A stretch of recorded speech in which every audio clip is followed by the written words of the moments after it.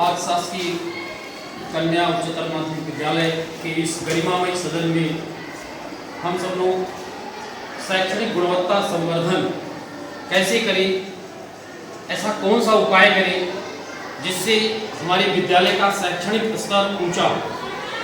इसके लिए हम सब लोग यहाँ पर एकत्रित हुए। हमारे प्रभारी प्राचार्य श्रीमती संगीता दुबे की अध्यक्षता में यह मीटिंग आयोजित है। और आप जानते हैं कि विद्यालय है तो निश्चित रूप से सबसे पहले विद्यालय में प्रवेश होता है और प्रवेश की पूरी प्रक्रिया लगभग हो चुकी है। हम सभी के पास रजिस्टर है, हम सभी के पास छात्रों की संख्या है जिनके हम कक्षाध्यापक सभी को रजिस्टर अलॉट हो गया। अब क्या व्यवस्था करनी है, किस तरीके से काम करना है। अभी कल कक्षा प्रतिनिधियों का चयन आप लोगों ने किया और उनकी मीटिंग भी हमने लिया और उस मीटिंग में उनको क्या करना है, उनके दायित्व सौंप दिए गए।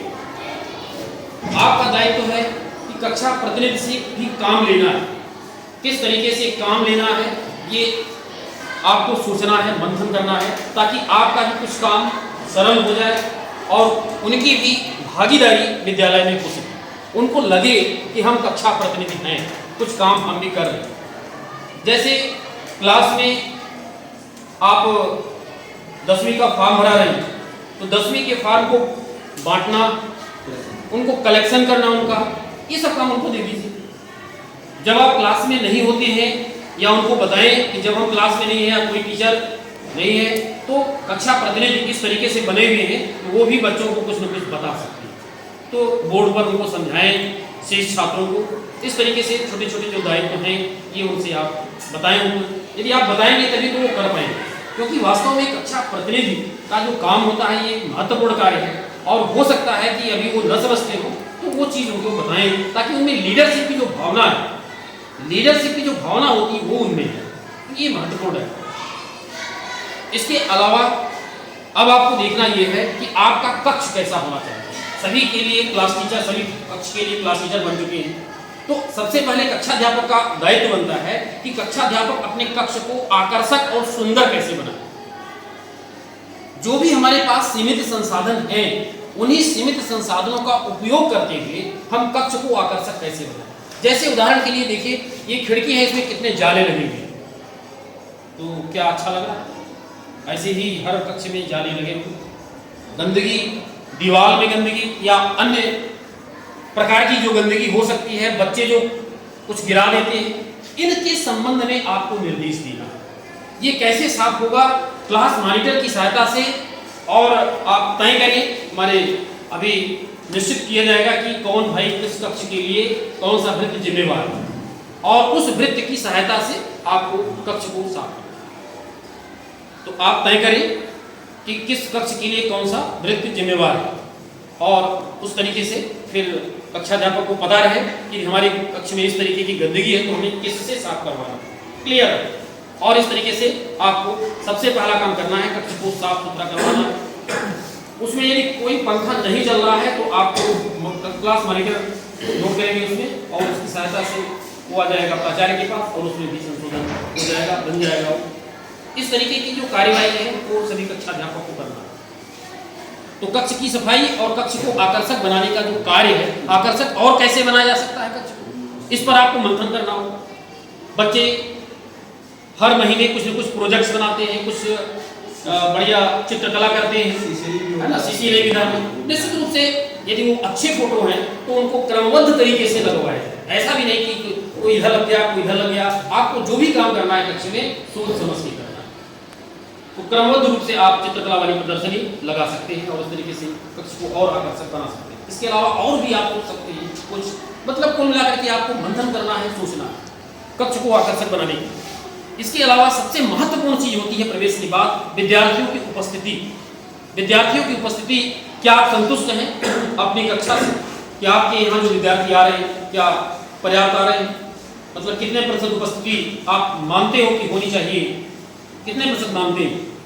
शासन की मंशा है कि 90% उपस्थिति पर डे होना चाहिए। तो आप देखें कि 90% उपस्थिति है तो ठीक है, फिर भी आपको प्रयास करना है कि 90 से भी ये हो जाए। लेकिन यदि 90% से नीचे है तो आपको विशेष प्रयास करना है। इसके लिए क्या करना होगा? सबसे जरूरी चीज है, इसके लिए हमने एक ये कागज प्रिंट कराया है। इसमें सभी विद्यार्थियों के नाम, पिता का नाम, माता का नाम और मोबाइल नंबर, ये सबको भी हम उपलब्ध कराएंगे हर कक्षा अध्यापक को। और आप इसमें लिख लें। लिखने के बाद अटेंडेंस जब लेते हैं, अटेंडेंस के बाद क्लियर हो जाएगा कि कितने छात्र नहीं है। उनके गार्जियन से इसी में मोबाइल नंबर लिखा है, आपको डायल करना है और बात करना है कि आपकी छात्रा, आपकी पुत्री विद्यालय में आज क्यों। यदि आप इस तरीके से बात करना शुरू कर देंगे तो निश्चित रूप से कुछ न कुछ सुधार होगा। होगा कि नहीं? बिल्कुल होगा, है ना। तो यदि आप चाहते हैं कि हमारी कक्षा में अधिकतम बच्चे रहें, भाई निश्चित रूप से ग्राफ तभी बढ़ेगा जब आज बच्चा आया, कल आया, परसों आया, एवरीडे आएगा तो चीज़ों को क्रमबद्ध रूप से सुनेगा। चाहे वो गणित विषय हो, चाहे कोई विषय हो, हर विषय में एक लिंक होगी। यदि एक दिन छात्र नहीं आया, छात्रा नहीं आई, तो निश्चित रूप से उसको अगले दिन का क्या समझ में आएगा? नहीं। तो ये लिंक बनाने के लिए कम से कम 90% स्टूडेंट्स, कम से कम 80% स्टूडेंट्स ऐसे हों जो बिल्कुल रेगुलर। इसके अलावा और क्या प्रयास कर सकते हैं आप बच्चों की उपस्थिति बढ़ाने के लिए? उनको बताएं शुरू में, यदि आपकी उपस्थिति 100% रहेगी तो हम आपको पुरस्कार देंगे। और ऐसा करिए अपनी क्लास में। हमने पिछले साल ये आजमाया है, आप भी आजमाइए और उनको पहले बता दीजिए। जैसे आप नया महीना लग रहा है, इस नए महीने में शुरू में इंस्ट्रक्शन दे दीजिए कि जिसकी उपस्थिति 100% रहे, एक भी दिन जो एब्सेंट नहीं रहेगा उसको हम पुरस्कार दें, हमारा विद्यालय उसको पुरस्कार दें। उनकी फोटो खींच करके बोर्ड पे लगा देंगे, बोर्ड पर लगा 100%। मतलब एक तरीके से उनका उत्साहवर्धन होगा कि नहीं? निश्चित रूप से ऐसे बच्चे जो है उत्साहवर्धन में आते हैं। और ऐसा हुआ है, अभी इस महीने की उपस्थिति इस सेक्शन में हमने देखा।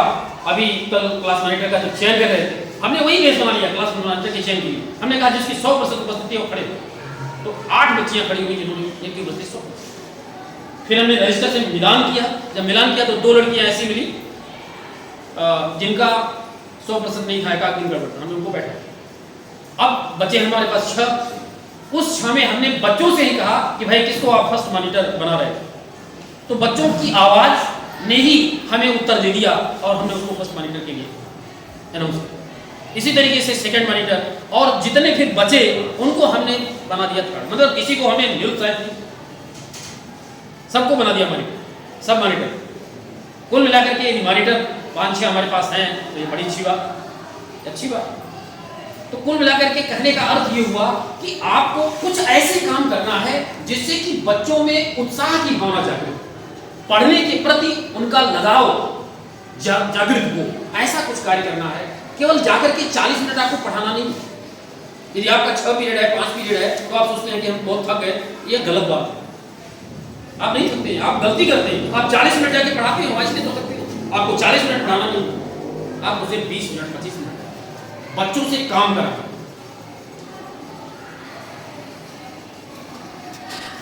हिंदी में कम से कम उनसे 2 लाइन 3 लाइन पढ़वाना है। पढ़े, वो पढ़ना आता है, इंग्लिश में पढ़ना आता है, ये भी काम कराना। आप आराम से बैठ जाए उनसे पढ़वाएं। हाँ, बैठ करके मोबाइल में। ऐसा पाया गया है कि कुछ लोग, हमारे ही निरीक्षण में हमने ही पाया है कि बैठ करके मोबाइल चला। अर्जेंट में फोन आ गया, बात कर ले, उसके लिए मना ही नहीं, हम भी बात करते हैं, आप भी बात करें, कोई दिक्कत नहीं थोड़ा सा। लेकिन बैठ करके 5 मिनट 10 मिनट क्या मोबाइल चलाना, बच्चों को कुछ काम देकर क्या उचित है? हमने काम दे दिया उनको, बच्चे काम कर रहे हैं, हम बैठ के मोबाइल चला। उसी समय यदि निरीक्षण हो गया किसी और का, तो क्या होगा या नहीं होगा? हम कितना बच्चों के साथ गलत कर रहे हैं। बच्चे हमारा ही अनुसरण करते हैं। हमको ऐसे यहाँ रहना है इस तरीके से कि बच्चे एक आदर्श बन करके हमको रहना है, अनुसरण करें बच्चे ऐसा। तो यदि आप वहाँ बैठ करके मोबाइल चलाएंगे तो बच्चे वही अनुसरण करेंगे और इसी तरीके से वो घर में भी अपना पठन पाठन को। तो कुल मिलाकर के ऐसी गतिविधियाँ, ऐसा कार्य करना है कि जिससे बच्चे पढ़ने के प्रति उत्साहित। यदि आपने उनमें पढ़ने के प्रति उत्साह जागृत कर दिया तो निश्चित रूप से हमारा जो अध्यापन का कार्य है वो आधा हो जाता है, अपने आप हो जाता है। आपको पूरा पढ़ाना नहीं।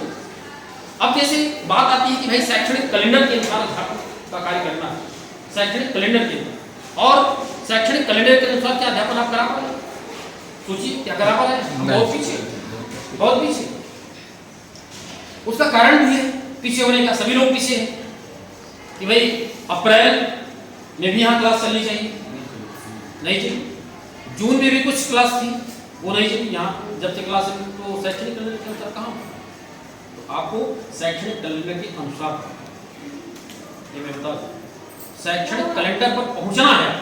शैक्षणिक कैलेंडर कहता है कि सितंबर महीने में आपको 6वीं यूनिट पढ़ाना है, आपको 6वीं यूनिट पढ़ाना है। कैसे कैसे पढ़ाएंगे, कोई बताएगा? 6वीं यूनिट कैसे पढ़ाएंगे? हम पढ़ा रहे हैं 3री यूनिट, 6वीं यूनिट कैसे पढ़ाएंगे? आपको 3री यूनिट में कुछ उन सरल बिंदुओं को पढ़ा देना है, बच्चों को उन सरल बिंदुओं को पढ़ा देना है ताकि हमारा समय भी कम लगे और कुछ बच्चे समझ भी जाएं। परीक्षा यदि होगी तो उसके लायक क्वेश्चन को बता दें और आगे धीरे से निकल जाएंगे, 4थी यूनिट में निकल जाएंगे। इसी तरीके से 4थी और 5वीं में बाईपास होते जाएंगे। बाद में फिर जब समय मिलेगा तो जो छुट्टी हुए दिन आप पढ़ाते हैं तो आपको पता है कि हमने क्या पढ़ाया और क्या नहीं, फिर बाद में उनको आप कवर करें ताकि बच्चों का कुछ छूटे ना सके। लेकिन आपको शैक्षणिक कैलेंडर पर जाना है, क्योंकि जिस दिन ऑनलाइन निरीक्षण होगा, अभी जयंत का ऑनलाइन निरीक्षण होगा, ऑनलाइन निरीक्षण जिस दिन होगा विद्यालय का, तो उस दिन बच्चों से पूछा जाएगा कि बच्चों क्या पढ़ रहे हैं और वो देखेंगे वहां शैक्षणिक कैलेंडर में क्या हो रहा है। इसमें मैडम कविता त्रिपाठी सहायक संचालक शिक्षा निरीक्षण कर ऑनलाइन। तो यदि ये पाया गया कि आप शैक्षणिक कैलेंडर से बहुत पीछे हैं तो निश्चित रूप से कहीं कहीं नुकसान। इसलिए मैं यही सलाह दूंगा कि आप धीरे से शैक्षणिक कैलेंडर वाले लेसन पर पहुंचे। शैक्षणिक कैलेंडर मिला हुआ है तो क्या आप उसका अध्ययन करते हैं? क्या किसी ने देखा ऑनलाइन ग्रुप में घूमा, 1 बार 2 बार ग्रुप में डाला, क्या किसी ने देखा? कुछ लोग थोड़ा बहुत देखे, आपके लिए है। हमारा कुछ कर्तव्य बनता है कि हम कुछ करें। शासन ने बनाया है तो कितने मेहनत से बनाया होगा, पूरी कार्य योजना देखी, कार्य योजना कराते हैं, उसी पर पूरा हमारा मध्य प्रदेश की जितनी स्कूलें हैं सब पूरी संचालित हो रही है, वो कार्य योजना है। हम उसके अंग हैं, निश्चित रूप से हमें उसका वाचन करना चाहिए, हर पेज पढ़ना चाहिए, बहुत सारी जानकारी उसमें लिखी है, हमें बहुत कुछ मिलेगा। हम जो कुछ बोल रहे हैं, हम शैक्षणिक कैलेंडर पढ़ते हैं और बहुत सारी चीजें पढ़ते हैं तब बोल रहे हैं। अभी आपको खड़ा कर दिया जाए बोलने के लिए मीटिंग में, नहीं बोल पाए। ऐसा नहीं कि हम बहुत सीनियर हैं इसलिए बोल रहे हैं।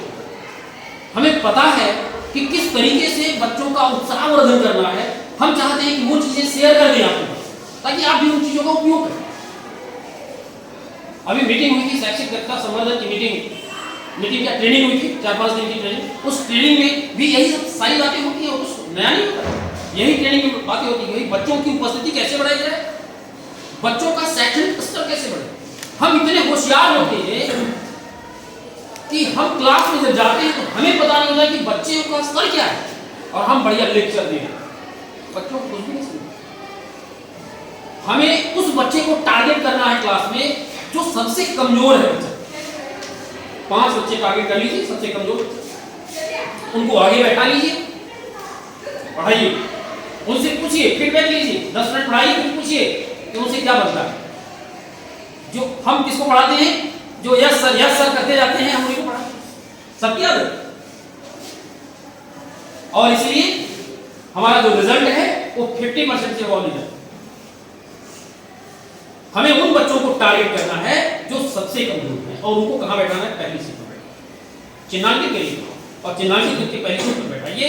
और इसके पश्चात आप जो भी पढ़ाएं फीडबैक लें। यदि वो बच्चे बता रहे हैं वो तो अपने आप बताएं, जो अच्छे हैं वो अपने आप बताएं। कहने का मेरा मतलब है कि हमारे यहाँ बच्चों का जो शैक्षणिक स्तर है आप देख ही रहे हैं, बहुत ही कमजोर है। और 5 क्या, आपको बहुत सारे ऐसे बच्चे मिल जाएंगे जो बहुत ही कमजोर है।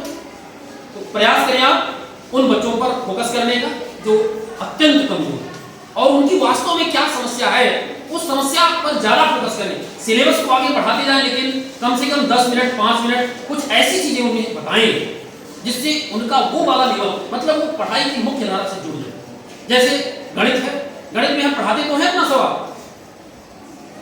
लेकिन हम देखते हैं कि इस सवाल में दशमलव का गुणा आ गया। अब बच्चा दशमलव का गुणा नहीं समझता, वहां पर तो हमने समझा दिया, लेकिन हमने टाइम को सेव किया, पढ़ाते समय टाइम को सेव किया। जब 10 मिनट या 5 मिनट बचा, हमारा घंटी लग जाएगी, उस 5 मिनट में हमने कहा कि अब बेसिक चलते हैं, बेसिक पर फिर वो जो गुणा है दशमलव का उसको डिटेल में होगा।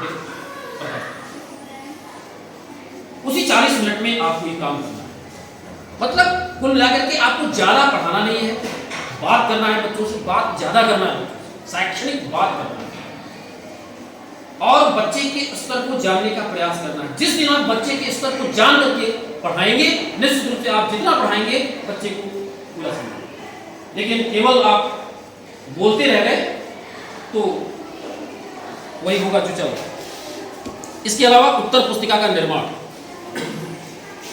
यदि बच्चे उपस्थित हैं, आप पढ़ा रहे हैं बच्चों के हिसाब से, तो निश्चित रूप से उत्तर पुस्तिका आपको बनवानी है। क्या आपने उत्तर पुस्तिका बनवाई? जी सर, है ना, उत्तर पुस्तिका आपको बनवानी है। एक सप्ताह के बाद हमारे पास रिपोर्ट आ जाएगी किसने बनवाया है किसने नहीं, है ना, क्लास मॉनिटर के माध्यम से वो सूचना मिलेगी।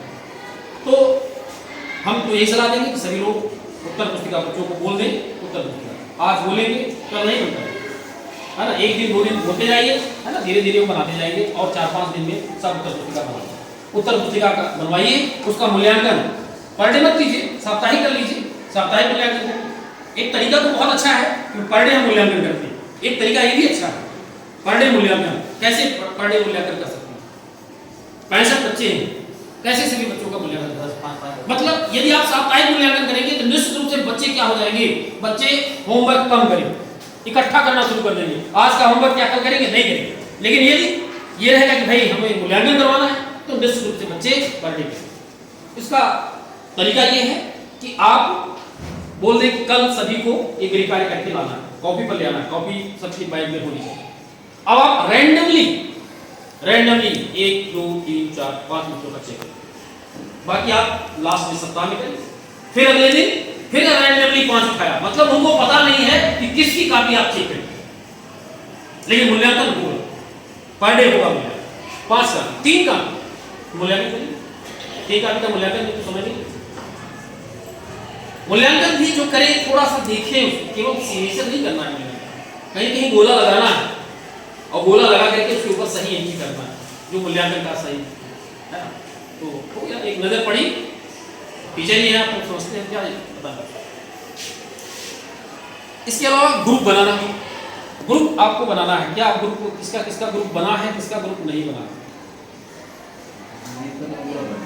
9th में पहले चर्चा कर ली, 9th की क्लास टीचर्स, 9th में 9th भी आपका बन गया और 9th ए भी बन गया, 9th सी ये जब बना लेंगे जिस दिन मोबाइल नंबर पूरे व्हाट्सएप नंबर यहाँ लिखवाना है पूरे, है ना, तो आपका तुरंत ग्रुप बन जाएगा। ग्रुप बना लीजिए, है ना, 1-2 दिन के अंदर बना लीजिए। 9th सी हो गया। डी सर आपका बना लीजिए, आज क्लियर हो गया। हाँ ग्रुप बना लीजिए, ग्रुप बना लीजिए, ठीक। डी ई सेक्शन में कौन? आज क्लियर ई में आपका ग्रुप नहीं बनाया, ग्रुप बनाइए, है ना। अति शीघ्र ये तैयार करिए और ग्रुप बनाइए, दोनों एक ही सिक्के के पहलू हैं, कोई अंतर नहीं है। इसके बाद 10th में चलते हैं। 10th में किसका ग्रुप बना है? 10th ए हमारा बन गया, 10th बी। 10th बी में कौन है? आप हैं। नहीं कौन सा है? नहीं बन गया। 10th सी बन गया, 10th बी आपका बन गया। ग्रुप बनाइए, इसमें हमको ऐड करेंगे, है ना, हमको ऐड करेंगे तो हमको दिखने लगेगा कि किसका है ना, इसका बनाया ग्रुप नहीं बना। फिर 11th में साइंस, 11th साइंस बन गया, बन गया, साइंस भी बन गया, हमको जोड़ दिए हैं। और आर्ट भी बन गया, और कोई 11th में आर्ट में ए और बी का सेक्शन होंगे। बी सुना अभी नहीं बनाया, आपका नहीं बनाया, इकट्ठा बना दिए, इकट्ठे ही कर दिए। इकट्ठा जैसा भी हो ग्रुप में सभी बच्चे आ जाएं, इस बात का ध्यान देना है, ग्रुप में सभी बच्चे आ जाएं ताकि कोई सूचना इंफॉर्मेशन मिले, सबको मिल जाए। ठीक है, ग्रुप सभी लोग बना लें। इसके बाद प्रत्येक कक्ष में समय चक्र लगाना है, ये एक नया काम पिछले साल भी हमने करवाने का प्रयास किया था। जी जी, हर कक्ष में एक मोटी तख्ती और उस पर बढ़िया प्लेन पेपर से समय चक्र कौन बनाएगा? बच्चे बनाएंगे, सब बच्चों का काम। क्लास मॉनिटर को निर्देशित कर दीजिए, बढ़िया सुंदर बना करके एक दिन के बनाया गया था सीसी लास्ट सभी बच्चों से आप बनवा लीजिए, सीसी और बनवा अलग करके में जो सबसे बेस्ट हो उसको आप लगवा दीजिए। नहीं, ये पिछला ही आया सर, हाँ, बना था पिछले पिछले साल बना था। CCLI में सर बनवाए थे सैटरडे। बनवा करके और इस तरीके से लगवाए, है ना। हर कक्ष में समय चक्र, लेकिन समय चक्र मतलब केवल अपने कक्ष का पूरा टाइम टेबल नहीं बनाना है। पहले पीरियड नंबर 1, पहला पीरियड विषय और टीचर का नाम, सेक्शन में समय सेक्शन तो लिखा ही रहेगा। है ना, केवल इतना लिखना है। दूसरा पीरियड, तीसरा पीरियड, है ना, बस 7 पीरियड लिखना है और 7 पीरियड में कौन पढ़ाता है और कौन सी विषय है और क्या टाइम, बस इतना उसमें लिखा हुआ है। इस तरीके से बनवा लीजिए और लगवा दीजिए। शिक्षक डायरी किसको नहीं मिली है उसको यहाँ से प्राप्त करेंगे शिक्षक डायरी, और जिनको मिली है तो वो काम कर ही रहे हैं। शिक्षक डायरी पर देखिए, एक शिक्षक के लिए रजिस्टर और डायरी, ये 2 महत्वपूर्ण दस्तावेज है। इसके अलावा तीसरा कोई दस्तावेज आपका नहीं, तो ये 2 दस्तावेज हमेशा दुरुस्त है। मासिक टेस्ट का मूल्यांकन, मासिक टेस्ट सबका होगा जी जी है ना, विशेष रूप से 9वीं और 10वीं का मासिक टेस्ट है ना, और उसका मूल्यांकन कर उसको कंप्यूटर कक्ष में आप दे दीजिए तो वो नंबर चढ़ जाए, कि आपको ध्यान देना है। इसके बाद आकस्मिक रजिस्टर का संधारण, ये जिम्मेदारी और किसी को मैं नहीं दे रहा हूँ, सिर्फ आपको दे रहा हूँ। आकस्मिक रजिस्टर आप बनाएं और आकर के देख लें, है ना। पहला पीरियड जब चल रहा हो, पहला पीरियड आपका नहीं है, पहला पीरियड जब चल रहा होता है तो आप देख लें कौन है कौन नहीं है, और आकस्मिक रजिस्टर में मेंटेन करें इस तरीके से, है ना। जिनके 2, 3 पीरियड 4 पीरियड हैं उनके उसको लगाएं। और इसके अलावा प्रयोगशाला क्या संचालित है, प्रयोगशालाएं क्या एक्टिव हो चुकी है, सफाई हो गई है, तो प्रयोगशाला चालू है, प्रयोगशाला बंद नहीं, क्योंकि निरीक्षण प्रयोगशाला आईसीटी में क्या स्थिति है? चल रही है, नहीं मतलब उनमें नियुक्ति हो गई, इसकी भी नहीं, हाँ हो गई है, हो गई। लास्ट ईयर वालों को नहीं कर, हाँ नियुक्ति हो गई है ना, नियुक्ति हो गई है तो उसको चालू करवा दीजिए। और हाँ ठीक है, मतलब आईसीटी, प्रयोगशाला और लाइब्रेरी, ये 3 ऐसे घटक हैं जो बिल्कुल नए ट्रेंड का मतलब इनकी जांच, पहले इनकी जांच हो। जब ऑनलाइन निरीक्षण होगा तो पहले फोकस डालेंगे किस पर, लाइब्रेरी, और लाइब्रेरी में जाला लगा होगा, है ना। ध्यान दीजिए, 2 चपरासी नियुक्त करिए, सब लोग सफाई सब नहीं करवाएगा। पूरा हाँ, एक बना लीजिए, हर कक्ष का बना लीजिए कि कौन अधिकृत है ना, सफाई के लिए, बिल्कुल किसी को परेशान न हो, टीचर को परेशान नहीं करना है ना, टीचर की समस्याओं को सुनना है और यथासंभव जो भी उचित हो सीमित संसाधन का उपयोग करते हुए उनकी सहायता करना है ना। ऐसा नहीं कि किसी को परेशान करे, ऐसा काम नहीं। तो इस तरीके से ये हो गया आपका आईसीटी, प्रयोगशाला, पुस्तकालय, ये तीनों सक्रिय होना चाहिए।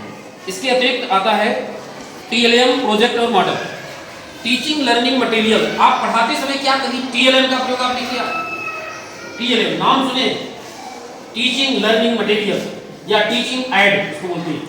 तो पढ़ाते समय कभी कभी आप सप्ताह में एक बार प्रयास करें, मतलब शुरुआत में भी प्रयास करें।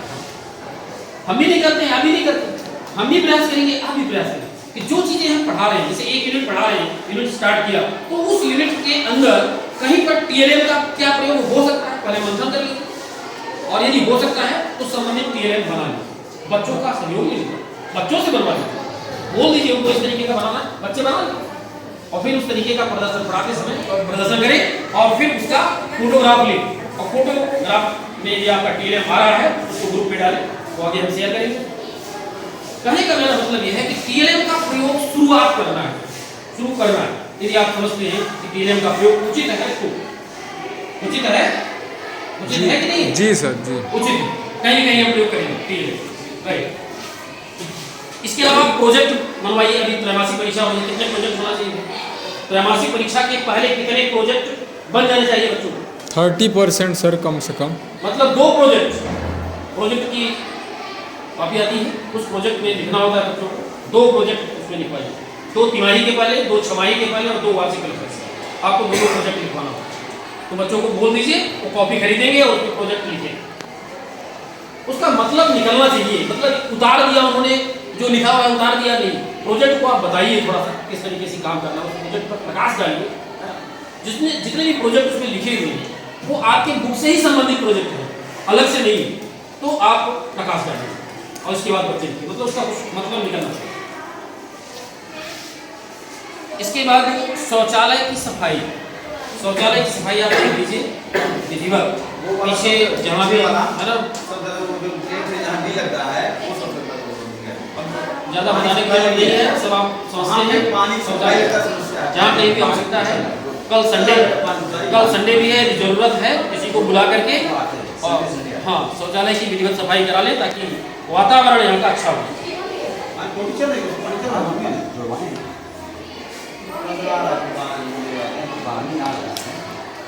तो यही सब बातें हैं जो जिनसे हमारे कक्षा का जो शैक्षणिक स्तर है वो बढ़ सकता है।